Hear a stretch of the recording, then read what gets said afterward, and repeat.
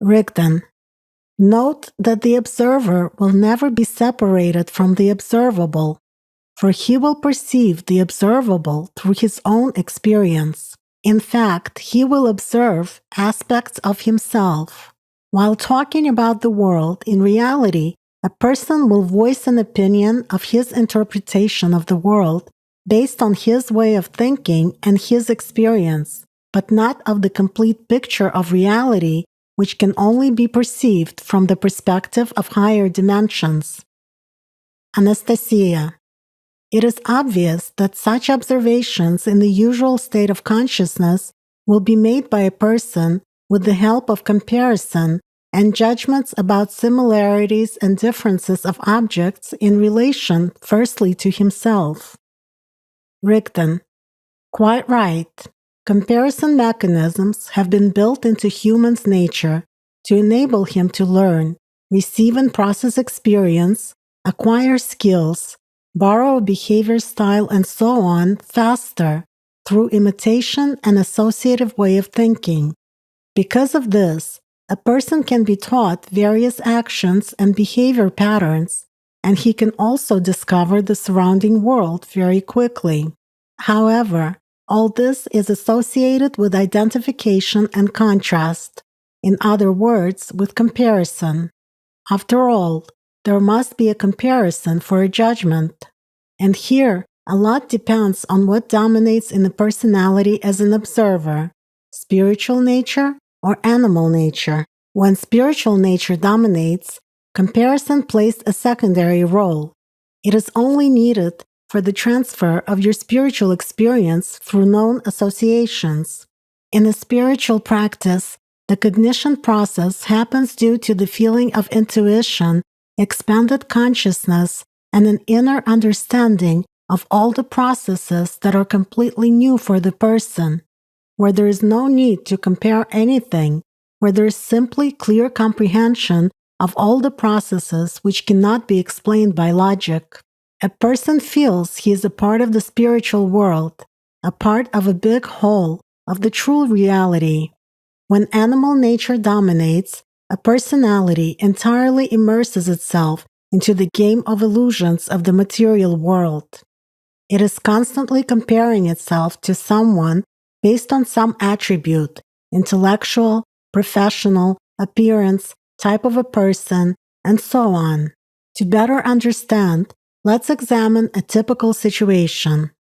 When in such a state, what does a person usually think about his neighbor or a colleague at work whose salary is a bit more or whose position is a bit higher?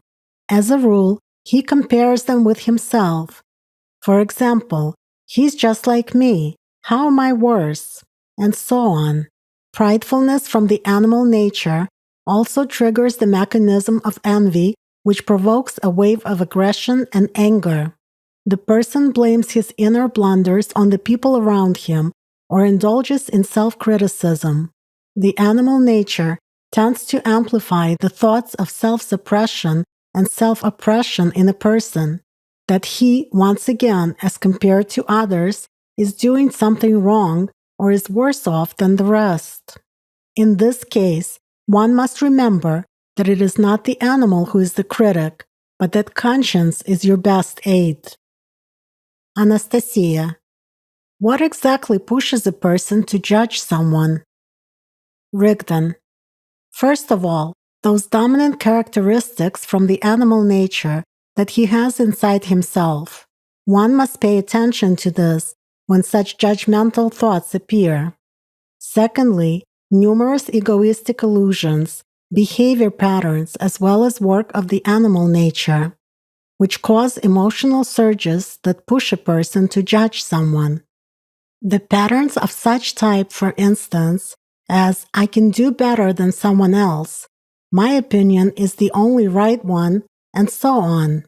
In other words, they're based on egoism, the wish to secretly rule over other people and give orders to them, and to build one's own illusionary empire of influence.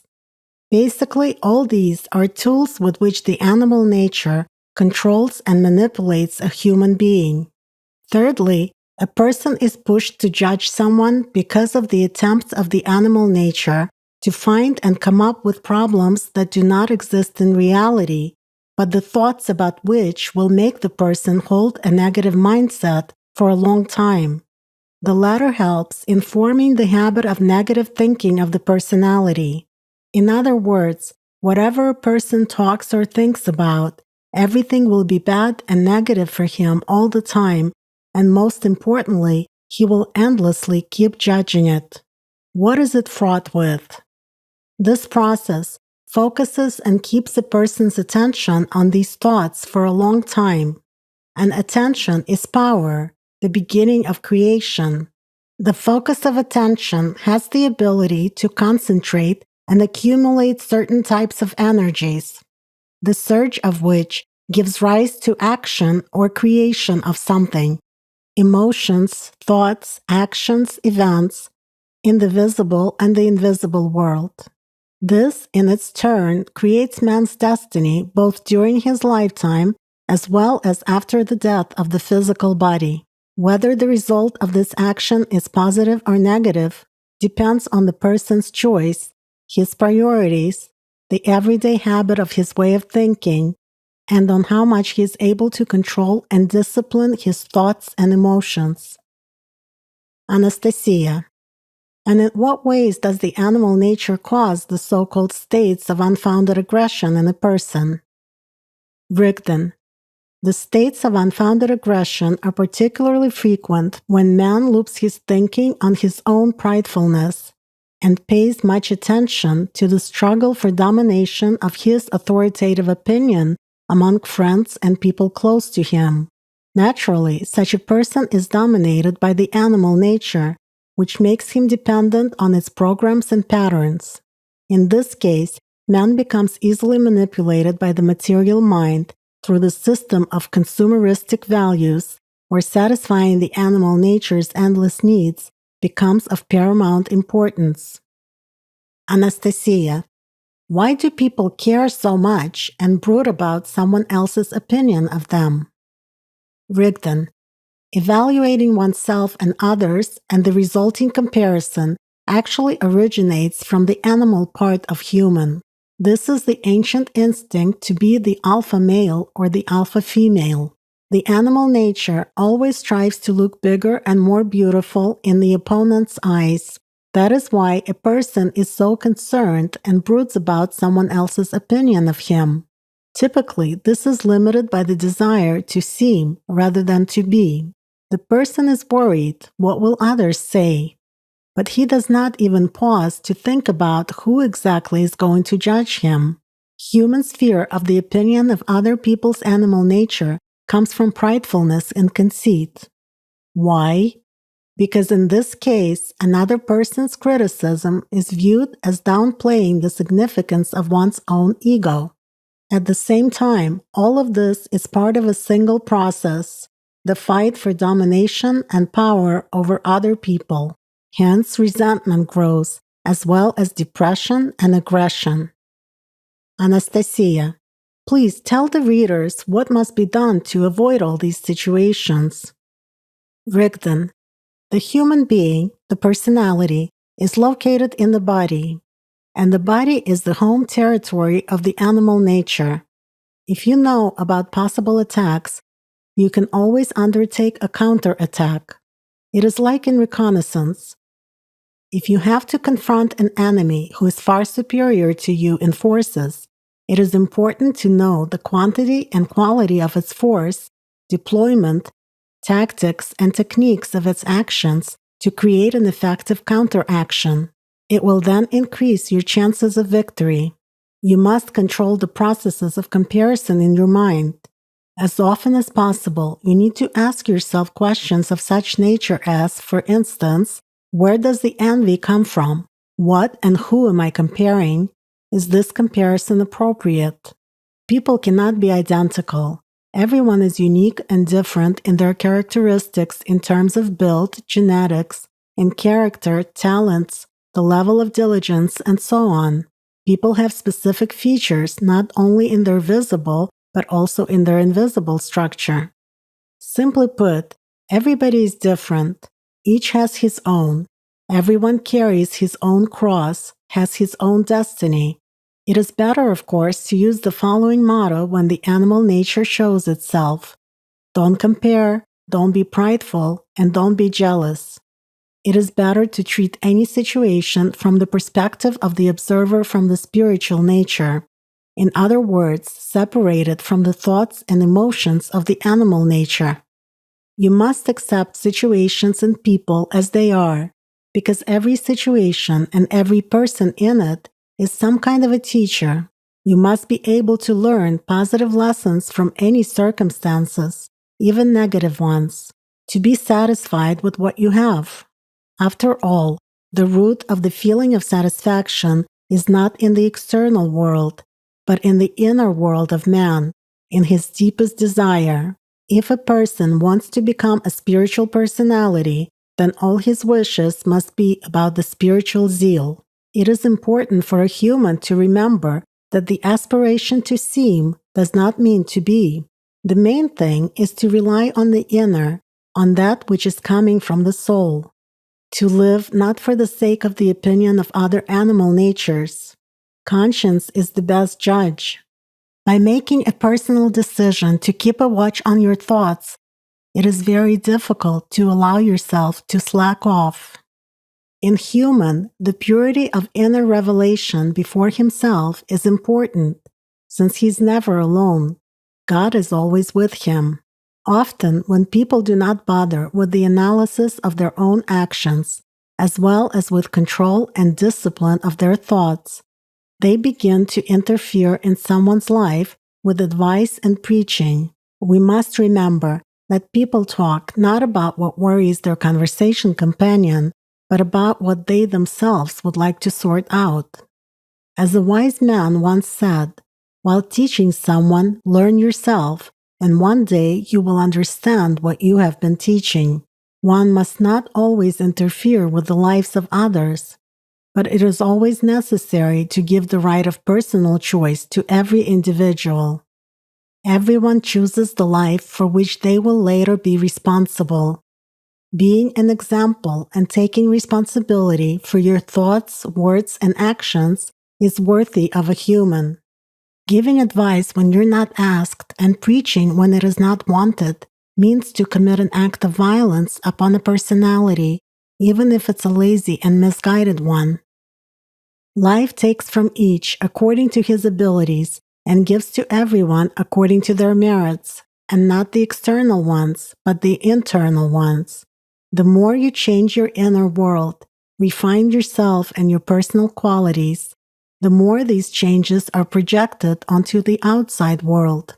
While in the state of domination of the spiritual nature, man understands himself, analyzes his thoughts and actions in a calm and clear state of mind. Any external situation and provocations of negativity from others serve as a signal for personal work on himself, as gaining certain experience in self-perfection. After all, as a rule, provocations come from the corresponding impulse originating from the person himself, so one must keep his thoughts, words, and emotions under control. Inner doubts cause external chaos. Solid knowledge begets calm and order. When a person learns to control himself, he will not wait for a push from the outside to get moving. He will follow the path of self-perfection on his own. It should be remembered, a wise man learns even from his enemies. The purpose and objectives of the animal nature are to distract a person by various means from the main thing, spiritual development, and to catch his attention in his weak spots. The ways the animal nature attacks are different, but there are common elements. Always, these traps are based on selfishness in one form or another, either masochism as a mental self-flagellation and self-pity, or narcissism, i.e., self-admiration.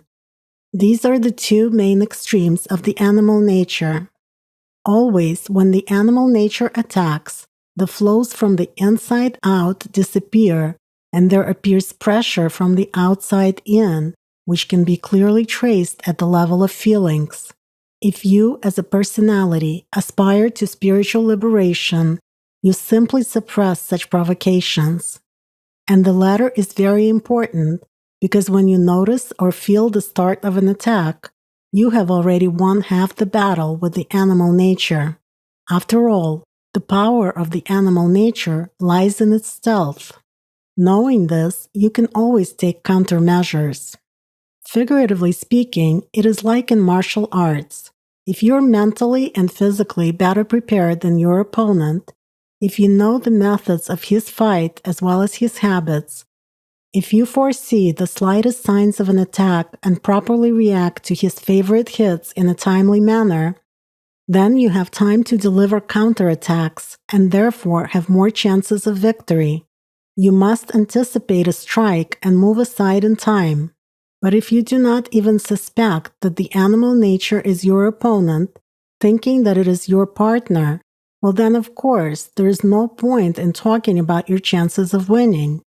After all, you will perceive his assaults and aggressive attacks as your natural state without understanding why and what for life castigates you so much, and you will constantly be caught up in its slightest provocations without distinguishing your real from the imaginary. The more you constrain yourself to self-discipline and the more you oppose the thoughts of the animal nature, the more you gain power over it.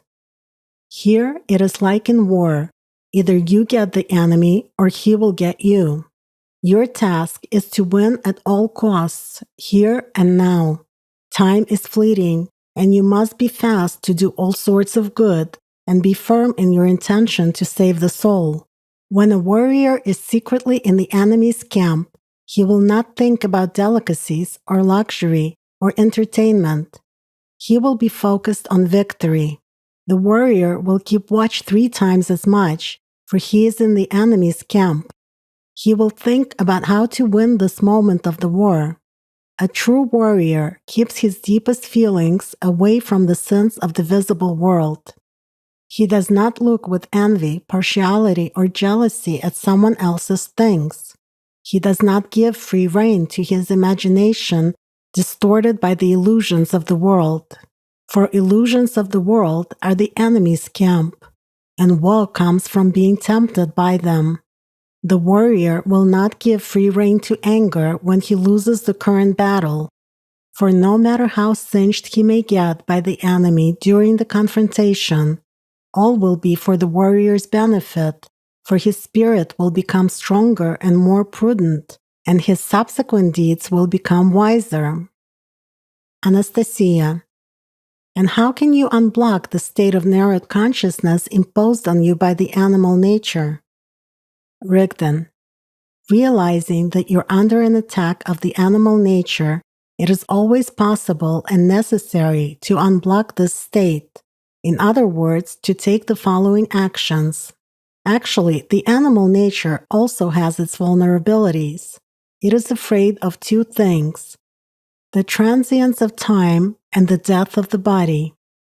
So the first thing you must do during an attack is to mentally step away from the attachment of yourself to the body, to look at it from the perspective of the observer from the spiritual nature, of the expanded consciousness, as if you were looking at the earth from space. You need to realize that time is fleeting and all passes very quickly, that your physical body is mortal, just like all its desires and needs.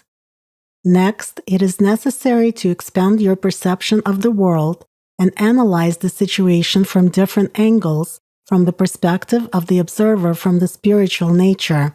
Approach the question about your inner in a self-critical way, using the existing knowledge about man and the world, and get to the bottom of the secret desires of your animal nature. As a rule, the basis of its many desires lies in the thirst for power over someone or something. It merely camouflages this desire with various subtle pretexts. And of course, after that, you must carry out the inhibition of neurons excited by such aggression. In simple terms, you must do spiritual practices. For example, the lotus flower, the description of which was given in the book Sensei. Thanks to this practice, the holistic perception of the world gets restored, the limitation of consciousness is removed, and the depth of feelings emanating from the soul is manifested. In other words, a surge of deep feelings from the inside to the outside happens. Naturally, following such a change in the state of consciousness, a person switches to a positive perception of the world. The brain, decoding this information, comes up with a range of associations colored in positive emotions. So a way out of the narrowed state of consciousness is connected with active counter-arguments, understanding of temporariness and mortality of matter, the choice of life course for the spiritual orientation, and the use of appropriate tools to tune it to the desired positive wavelength. Often, it is the basic argument that people lack, words to convince themselves to come out of a narrowed state of consciousness and see a broader picture of the world. That is why it is important to work on yourself in each day and to understand all the responsibility to yourself. It is necessary to remember that as long as consciousness, or rather a personality, is unstable in its dominant choice, the person wavers and dwells in his doubts. To be steady on your spiritual path, you must know exactly what you want to achieve in your life and what your ultimate purpose is. If there is no purpose, there is no life, for life is a purposeful movement. Anastasia. Some readers have observed in their letters that while doing spiritual practices or saying prayers, they sometimes have a sudden feeling of panic and fear. How can this be explained? Rigdon. It depends on the person, his attitude to and understanding of the processes that take place inside him. Because when you know exactly what is happening with you, you can always take adequate measures to overcome any situation. Subpersonalities, for the most part, are unfriendly towards the soul and its world, the world of God, because of the prevailing choice of matter in their past lives. In spiritual practices, when the meditator seeks union with the soul, the following manifestations may happen. The person seems to have managed to stop the thought process, that is, to remove thoughts and tune himself to contact through feelings with the soul. But there may be another manifestation of attack of the animal nature.